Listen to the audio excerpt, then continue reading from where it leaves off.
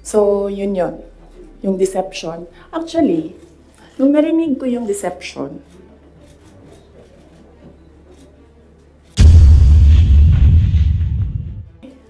for the love of God, presidente ka na.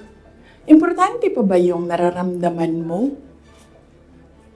Di ba kapag presidente ka, hindi na importante yung pagod mo, yung luha mo. Yawa na siya na'y nangilad, siya pa'y nang budol, siya pa'y bagagnaw nga musulti. Nga I was deceived.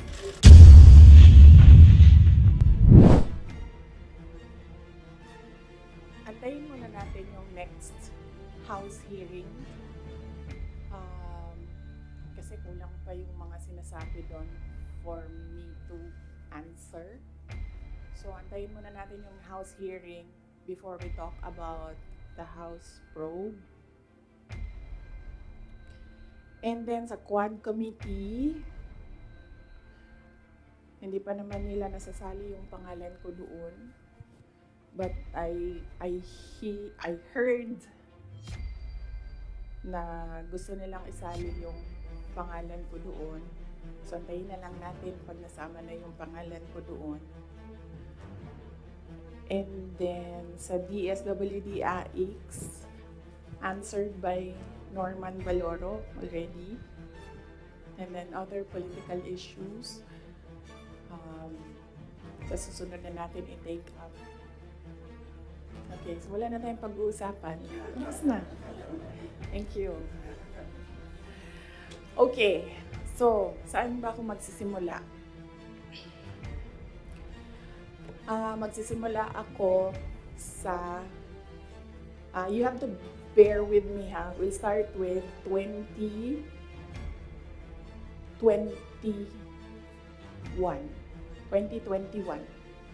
Doon tayo magsisimula sa 2021. So, doon muna tayo kay PRD. Then, mag-move tayo kay BBM. And then, we'll move to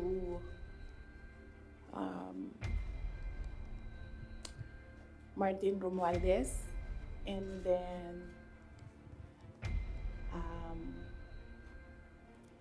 merong isang person of that triangle, hindi muna natin siya i-mention because I'm waiting for more information coming out doon sa House probe bago ko i-mention yung pangalan niya. And then siguro a little of confidential funds. Okay? Okay. So 2021.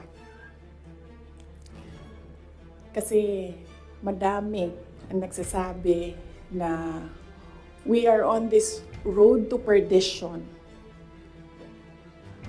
Our country is on this road to perdition because matigas ang ulo ni Inday Sara. Hindi siya nakinig sa tatay niya. Kung nakinig lang siya sa tatay niya, tumakbo siyang president. Hindi mangyayari itong nangyayari sa bansa natin ngayon.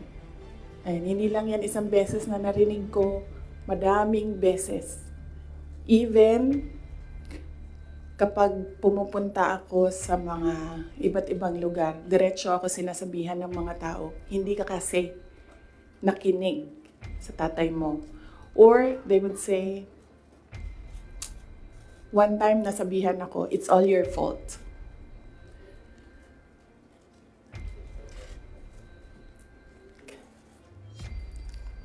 Alam nyo, kasi I don't like talking about my life. I don't like talking about my feelings. I only want to talk about my work. Kaya hindi ako nagsasalita. Pero ganito yung nangyari. PRD never, ever asked me to run for president. Yan yung totoo. 7 times niya ako pinuntahan sa bahay ng nanay ko, sa bahay ng asawa ko, hindi siya talaga nagsabi sa akin na tumakbo ka for president. In fact, sinabi niya sa akin, huwag kang tumakbo for president kasi nanggaling ako dyan, mahirap siya na trabaho, anak kita, naaawa ako sa iyo to go through what I had to go through. Yan ang sinabi niya sa akin, paulit-ulit. And sino ang witness ko to say na totoo ang sinasabi ko? Yung nanay ko. Because sa 7 discussions na yon, nandoon ang nanay ko parati. Nakaupo, nakikinig, hindi nagsasalita. There was only one time, one discussion na nagsalita yung nanay ko. Nilagay ko yung nanay ko doon para makinig siya sa aming dalawa ni PRD. So, on the hindsight, maybe ginamitan ako ng reverse psychology ni PRD, hindi ko alam. Siya lang ang nakakaalam kung bakit paulit-ulit niya sinabi sa akin, huwag ka tumakbo for president. Kung magkaroon kayo ng pagkakataon na tanungin ninyo siya bakit. Another proof na hindi ako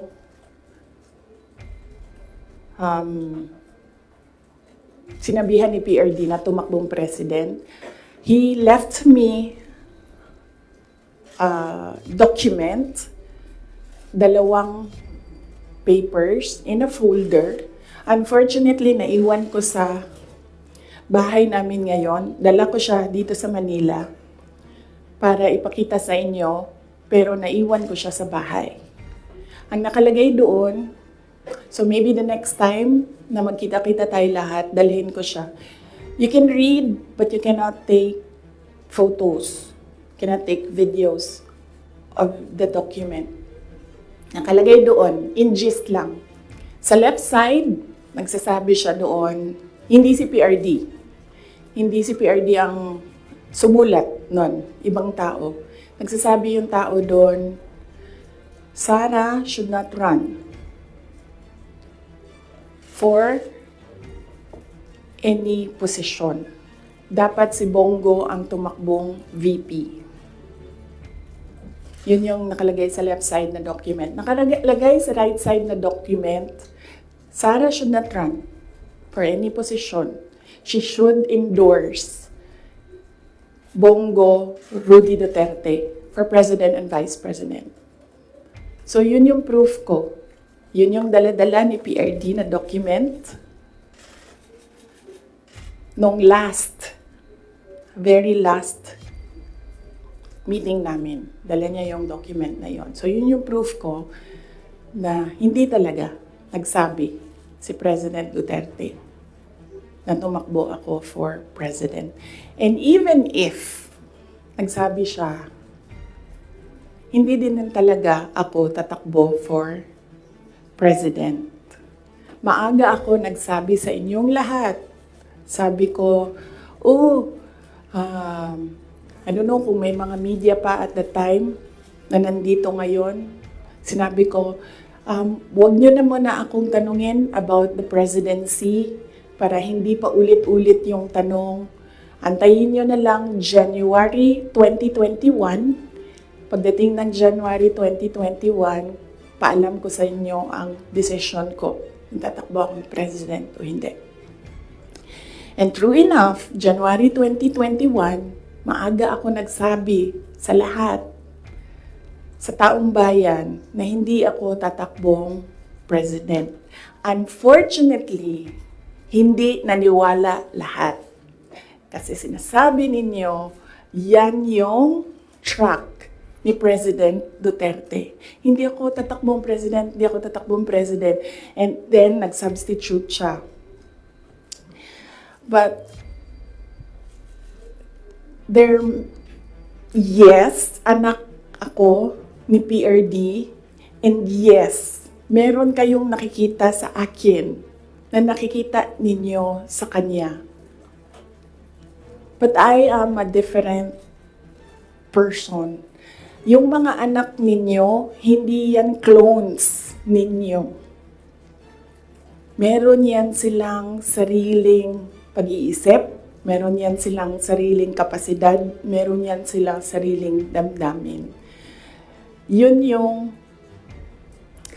unfortunate part noong announcement ko noong January 2021 na hindi ako tatakbong president. Walang naniwala kasi sinabi nila, gagawin lang niya kung ano yung ginawa ng tatay niya. Hindi. Desisyon ko yun na hindi talaga ako tatakbong president.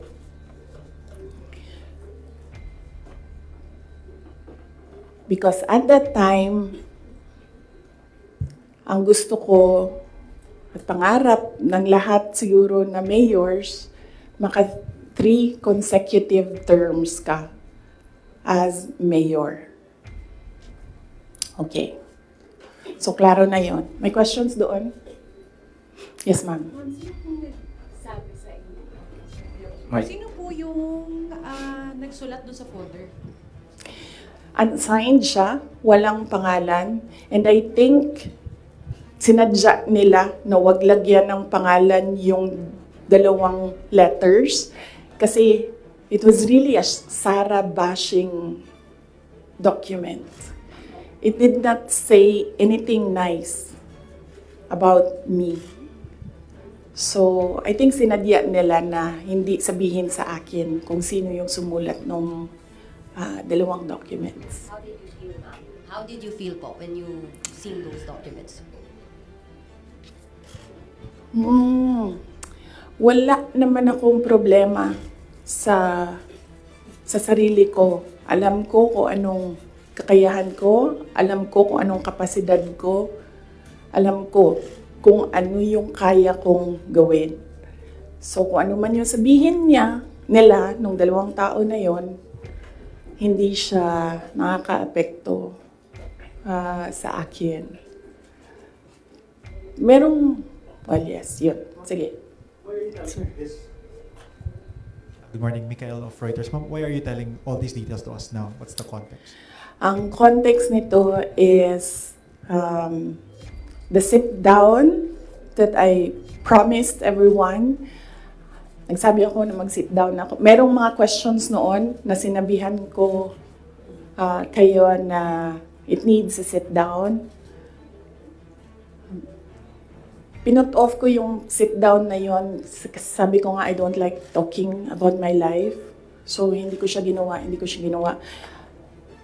Related siya sa letter A, PBBM's deception claim versus VP SD. So, kailangan ko kasi sabihin sa inyo ang simula hanggang ang huli. So, chronological order ko siya para maintindihan niyo yung kwento. So, yun. Yung deception. Actually, nung narinig ko yung deception,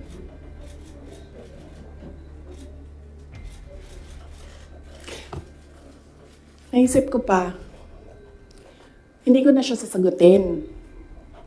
Kasi, for the love of God, presidente ka na. Importante pa ba yung nararamdaman mo? Di ba kapag presidente ka, hindi na importante yung pagod mo, yung luha mo, yung fatigue mo, yung stress mo. Hindi na siya importante. Because when you are president, importante dyan yung nararamdaman ng taong bayan. Yung bansa. Yun yung naisip ko when I heard it na parang talagang may panahon ka mag-isip about deception ng isang babae dyan. Ang dami mong oras. Hindi ba dapat iniisip mo na yung mga taong gutom? Yung presyo ng gasolina? Yung darating na Christmas, kung sino yung maka-afford ng spaghetti, ng mango float, ng mga importante sa Noche Buena ng mga bahay-bahay? Di ba yun yung... So may panahon ka talaga na mag-isip na, oh, this girl. So, inisip ko, hindi ko nasasagutin. Sandali lang ha, hindi ako nagko-cocaine, pero sobrang lamig niya na yung sipon. Sir, mangingi ang tissue.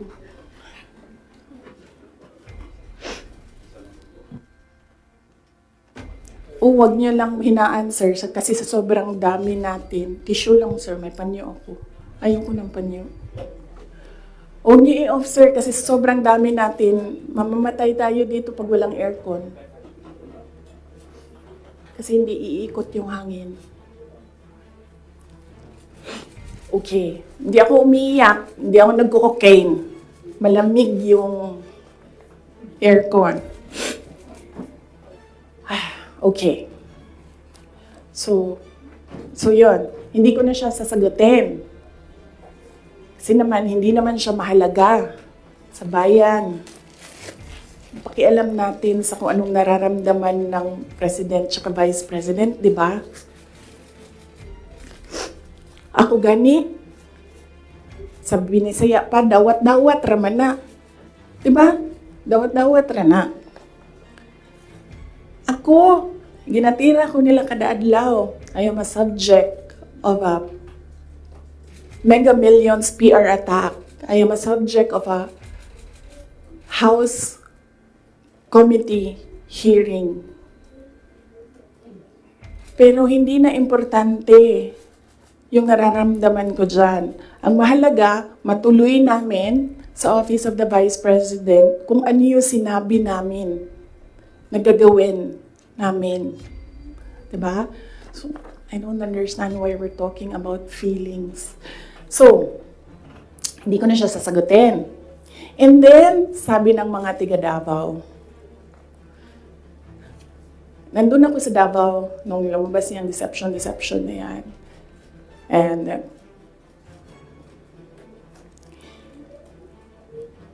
iba-iba na yung reaction ng mga tiga Davao. And lahat, hindi maganda yung reaction.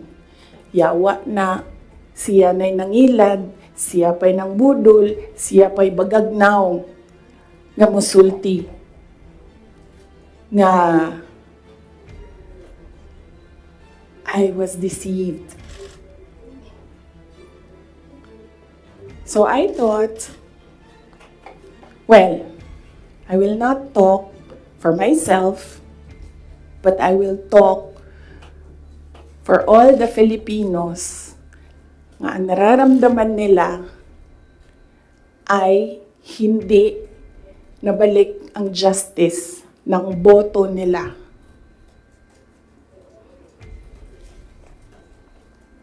So yan yung context. Ang haba ng context. Okay? So nasaan ako?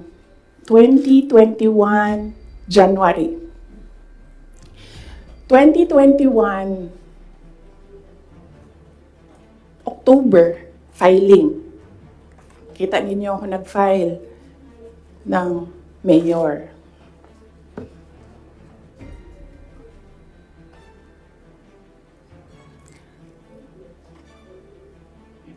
Mayor talaga yung tatakbuhan ko. Masakit sa akin na naririnig yung mga tao na we are disappointed in you. Kasi sa pagtakbo ba, dili man gud na siya kanaganing kung ingnan ka sa mga tao nga, daganday mo, dagan na lang ka. Muna po daw ka. Mundagan ko, o presidente, ingani ang may tabo. Nagkaroon ako ng SWOT analysis para lang takbo o hindi. Diba? Lahat ng pumapasok sa opisina ko when I was mayor, meron akong paper nakahati ng ganyan. Okay, ikaw, oh, you give me a pro and a con. You give me a positive and a negative running for president. Ganyan yung ginawa ko. And unfortunately, mas madaming negative kaysa sa lumabas na positive. And honestly, sa totoo lang, sabihin ko sa inyo, ang number one doon na positive, ganito lang. Ganito kasimple. Pangarap ko magkaroon ng effigy na sinusunog. Totoo yan. Because I feel na parang, wow. Sino ba sa inyo, sino ba sa atin ang ginagawa ng effigy? Diba? Sino ba sa atin ang meron talagang tao na hindi matutulog ng ilang araw para gagawa ng effigy tapos susunugin? Diba? So naisip ko, oh, when I become president, meron akong effigy. And susunugin nila and magpapapicture ako doon. Kasi hindi lahat ng tao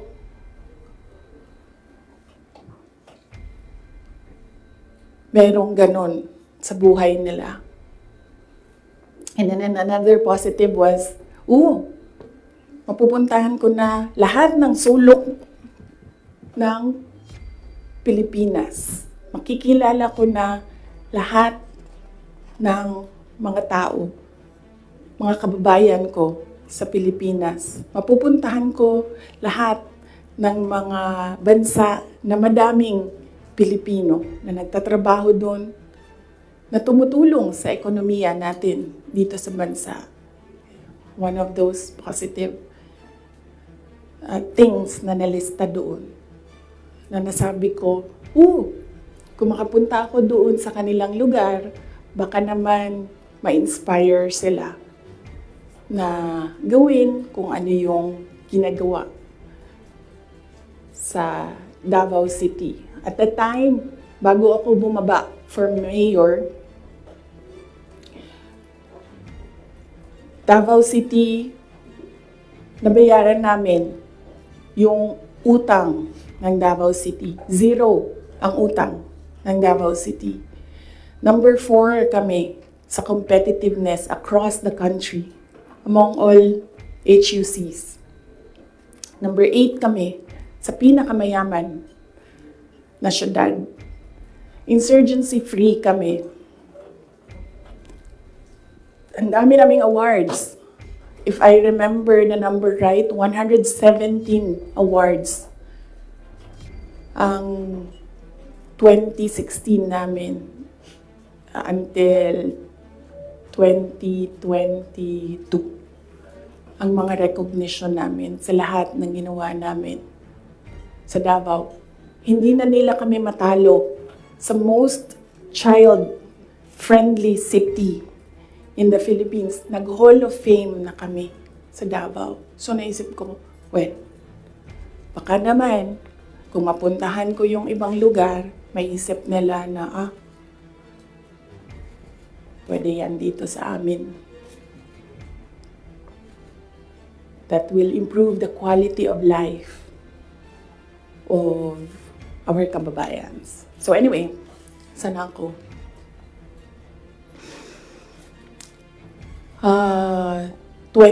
October, nag-file ako. Pagdating ng late October, after deadline ng filing, tumawag sa akin si Senator Amy Marcos. Sabi niya sa akin, pwede ka ba tumakbong Vice President? Sabi ko sa kanya, alam mo, hindi ko pa narinig, ever, na sinabi sa akin na tumakbo akong Vice President. Sabi ko, bakit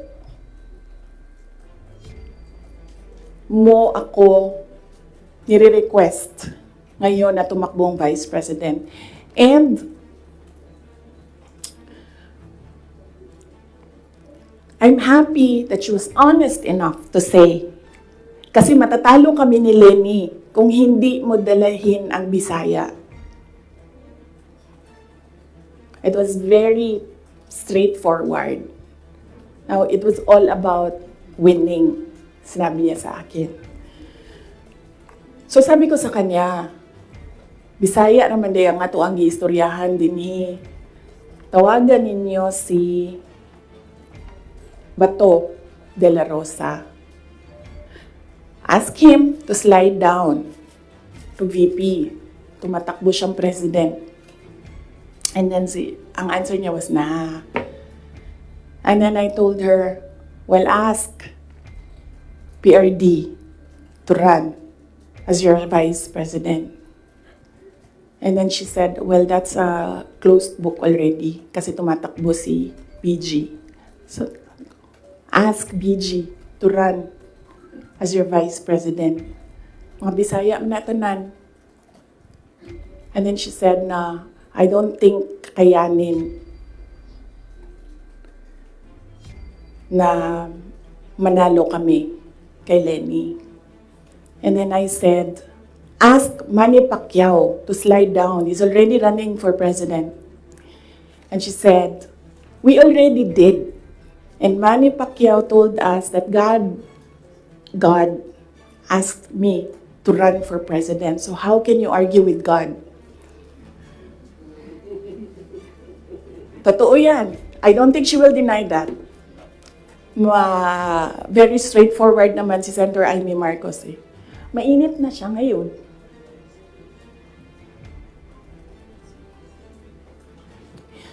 So, I said, sabi ko, it's never been talked about.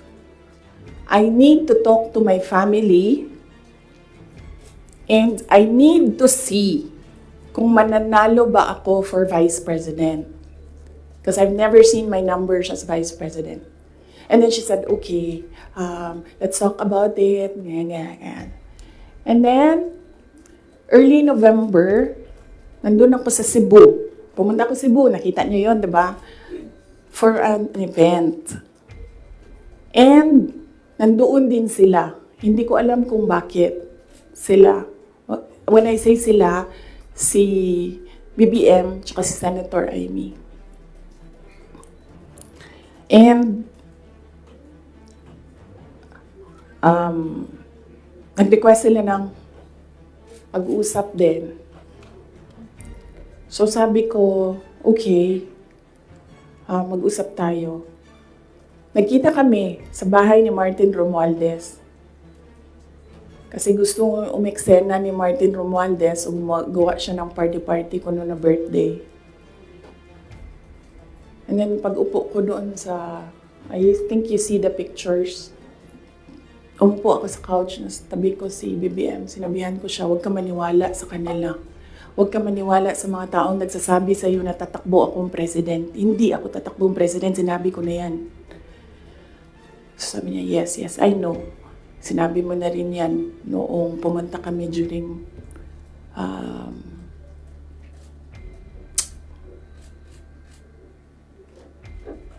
birthday ko. May 29 ata sila pumunta sa Davao. So okay na yon. And then we had another meeting na wala na si Martin Romualdez. Because, I don't know, hindi naman talaga siya kasali. Sinisiksik lang niya yung sarili niya. Totoo yan. Ito yan. Papunta tayo kay Martin mamaya. Gusto nyo? Tawag sa kanya ng mga kasamahan niya doon sa house, Tambi!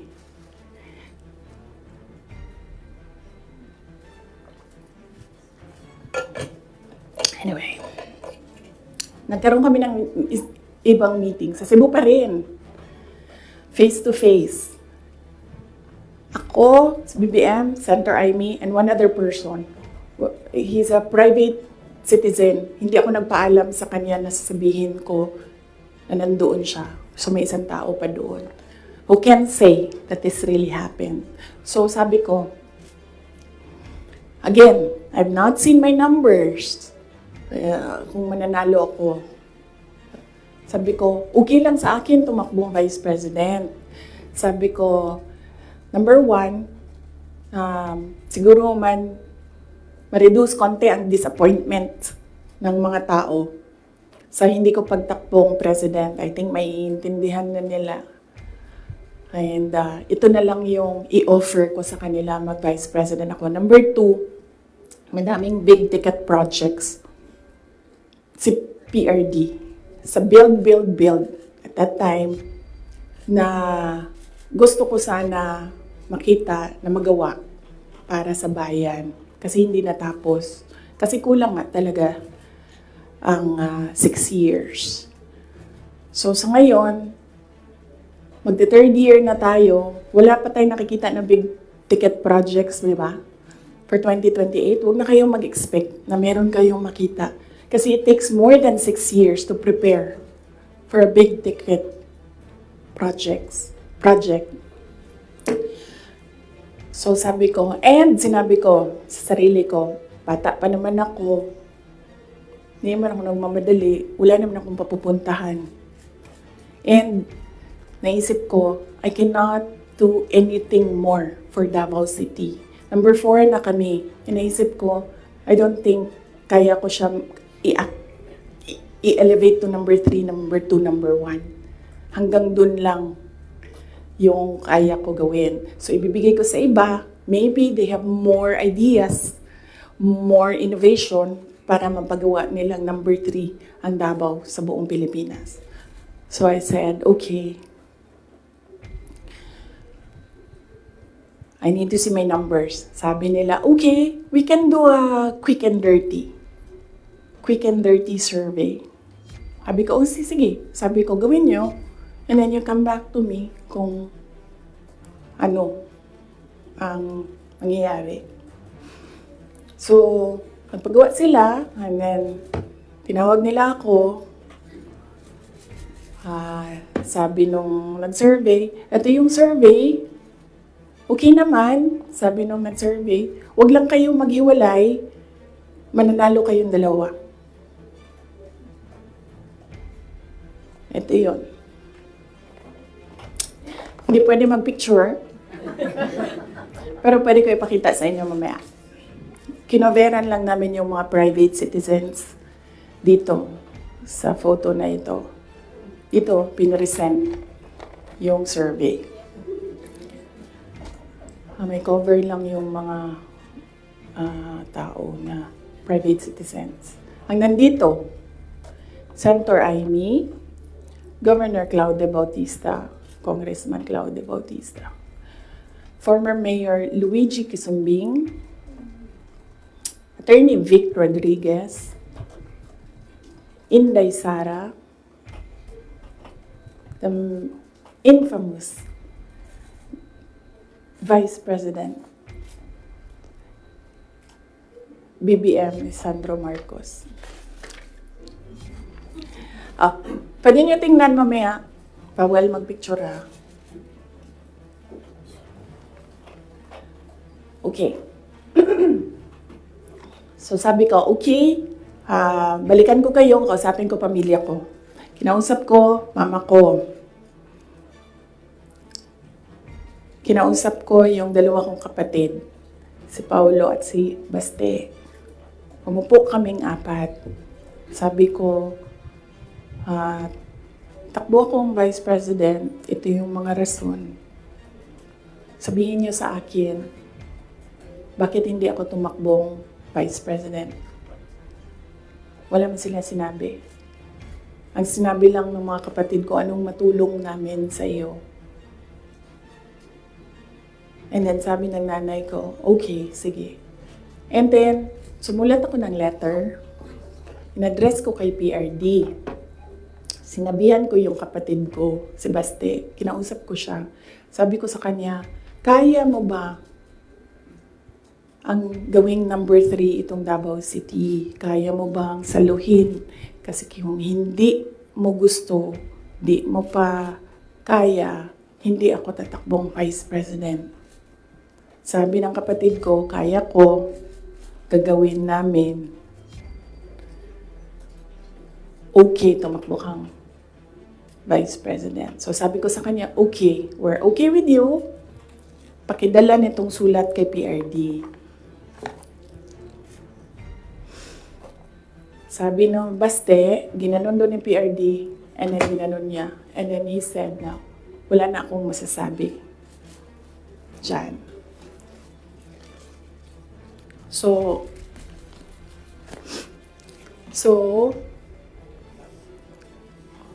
okay lang, sir, kasi kung babaan ninyo, masyado tayong madami dito, iinit siya. So,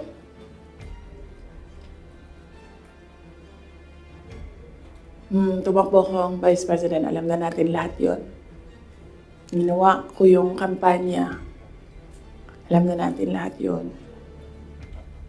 Okay, so, no, hindi ko sinuway, hindi matigas ang ulo ko, hindi totoo na pinatakbo akong president ni President Duterte. In fact, every time makita niya ako ngayon, sinasabihan niya ako, huwag ka tumakbong president. Sabi niya, yung dinadaanan mo ngayon, wala iyan.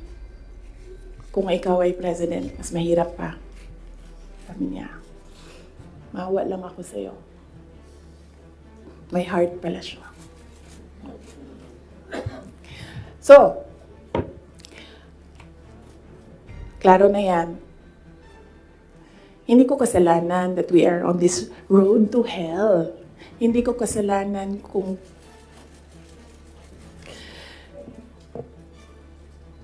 hindi marunong. Kasi kung alam mo naman na may kakulangan ka, bibilisan mo yung gagawin mo para mag-catch up. Hindi ka naman uupo lang doon na parang, may kakulangan talaga ako, ganun talaga. Hindi ganyan. So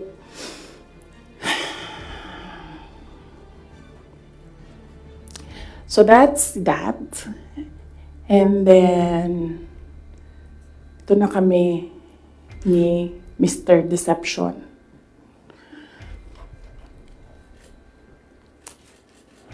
Sabi ko sa kanya, dalawa lang.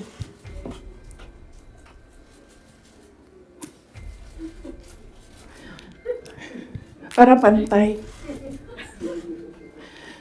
Dalawa lang. Sabi ko, dalawa lang.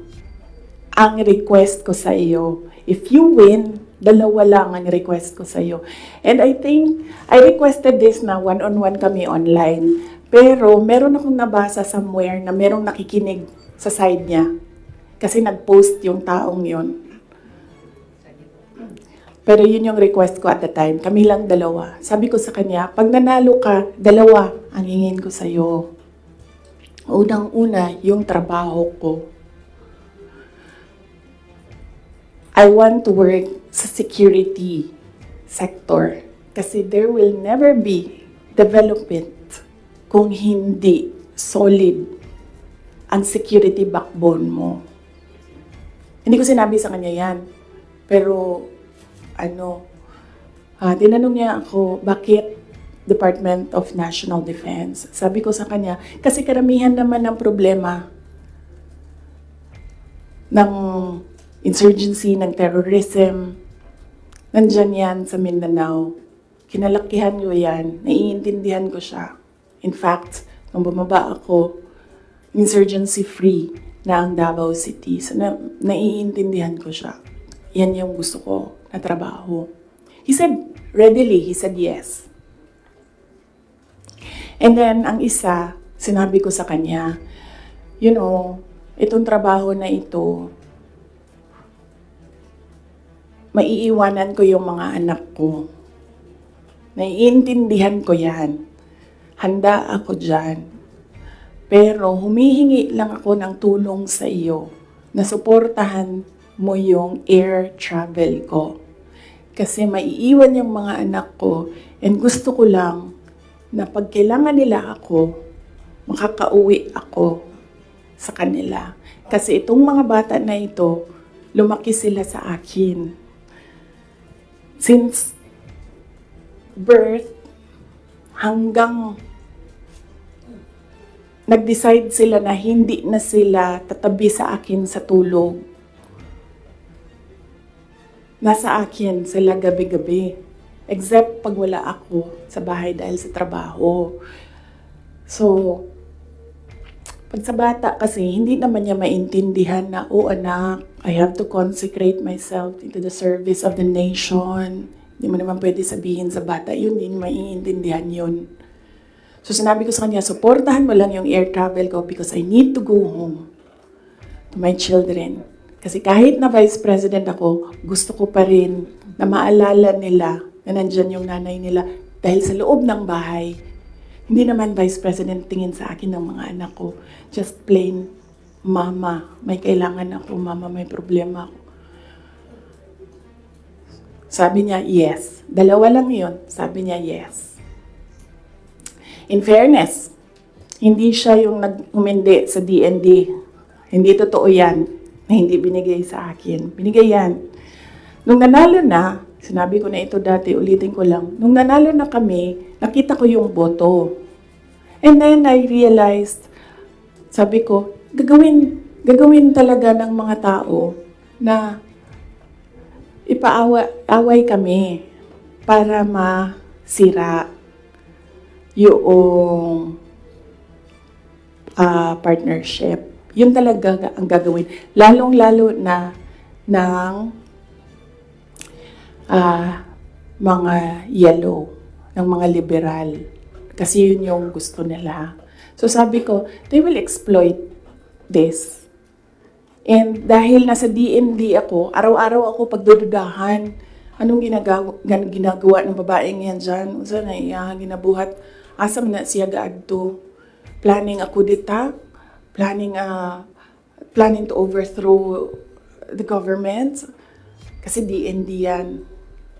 Hawak mo ang military. So sabi ko sa sarili ko, ayaw ko na magtrabaho ng ganun. Na araw-araw ka pinag-iisipan na meron kang gawin. Samok ra siya ba? Magtrabaho ka, unya na pa nga na nga intriga, madaot lang imuhang kamada. So ingon ko, sabi ko sa kanya, pwede ba ako lumibat sa education? Kasi 3 naman yung plataforma ko. Mapayapang pamumuhay, trabaho, edukasyon. So sabi ko, pwede ako lumipat ng DepEd. Sinabi ko din sa kanya kung bakit. Ayaw ko na intrigahin ako. And then he said yes. So napunta ako sa DepEd. And then the other one, sabi ko, supportan mo yung air travel ko. Sabi ko, di na nangyari yun.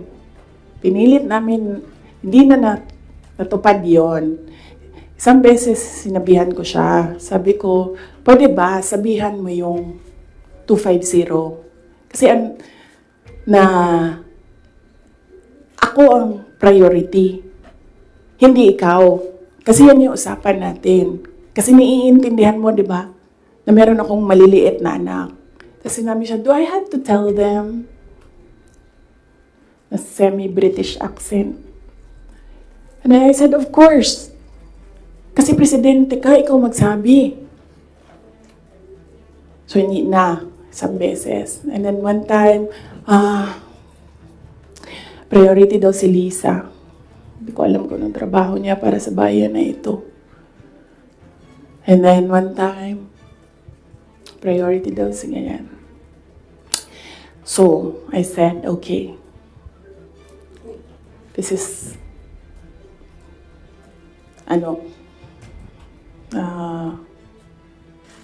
some form of insincerity. Okay, wala naman problema yan. Maliit na bagay lang yan kasi akin.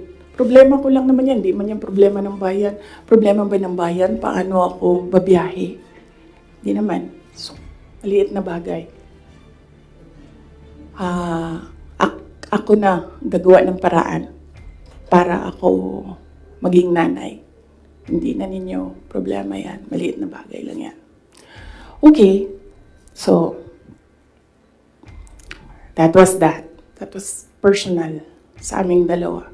And then, dito na tayo sa DepEd. Alam niyo na yon, diba? Sinabi ko na sa inyo ang budget ng DepEd. Question? Yes, ma'am. What you said for around 11:14 a.m. Hindi ko kasalanan na we're in this road to hell. Hindi ko kasalanan na hindi marunong.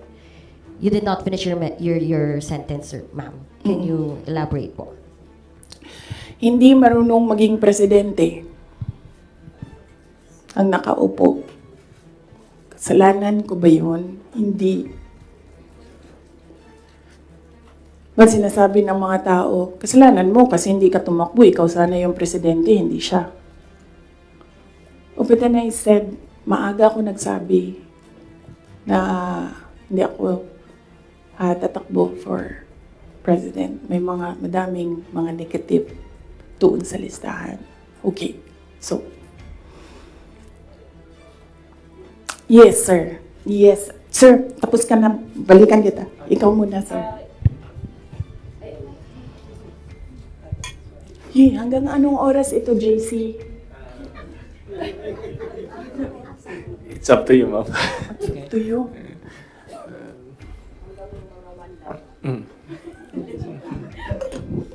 Okay. Madam VP, with all this revelation that, ayun nga, meron kayong mga request kay President Bongbong Marcos in case he wins, which is he won.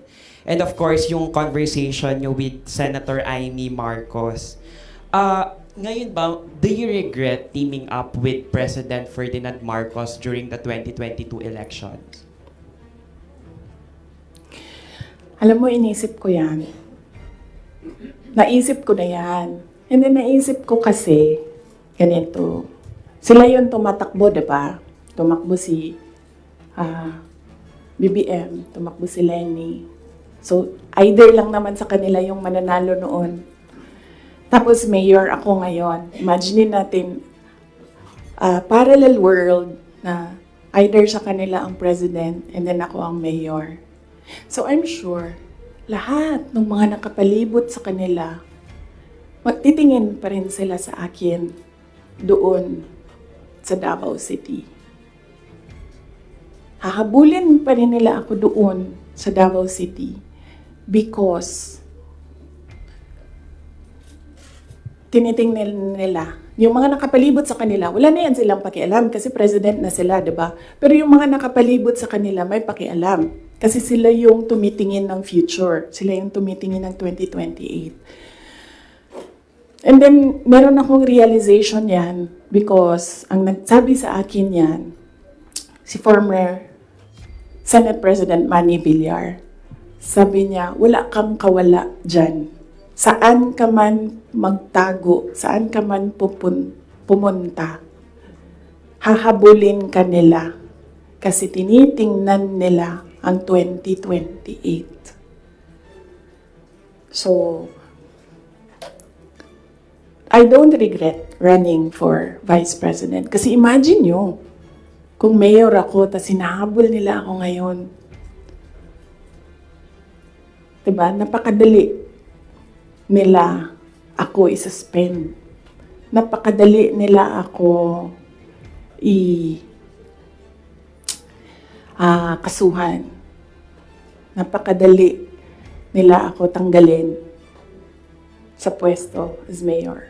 Ngayon, hindi nila ako matanggal.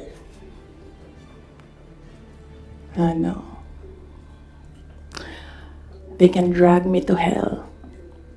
Pagdating nila dun, ako pa rin yung presidente ng impyerno.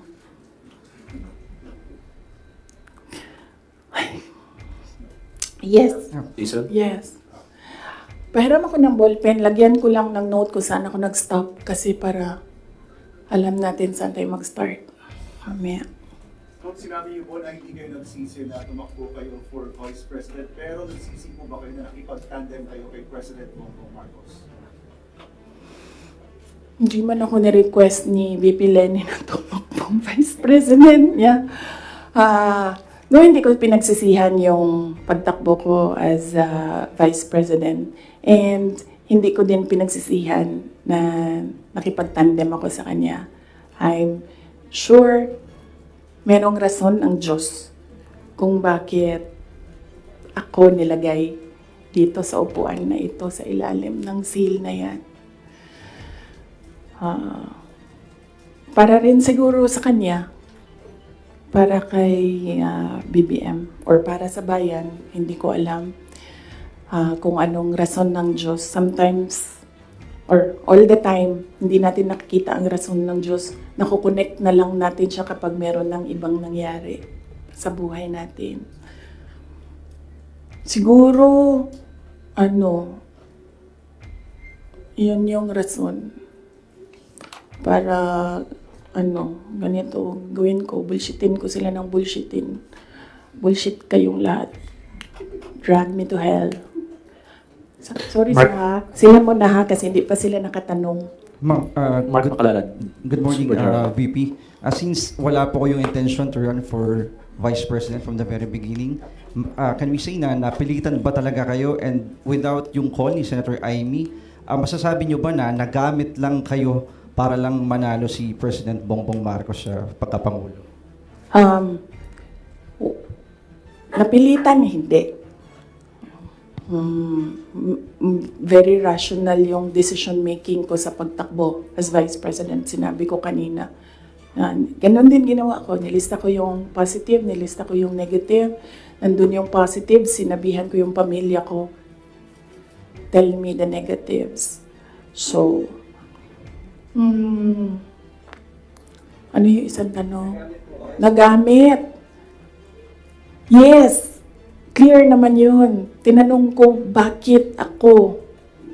And then she said, matatalo kami ni Lenny kung hindi mo dalhon ang mga Bisaya. Kaya nagbigay ako ng options. Bisaya tanan. De La Rosa, Bongo, Manny Pacquiao. And then she said na hindi kakayanin. Except for Manny Pacquiao, hindi naman siya nagsabi na hindi kakayanin. Ang sinabi lang niya, nag-refuse si Senator Manny Pacquiao. So, of course, ginamit nila ako para manalo sila. Obvious naman yun. Gusto niyo makita yung survey? Hindi ko siya dala. Pero next time dalhin ko, and then pwede kayo tumingin pero hindi kayo pwede magpicture.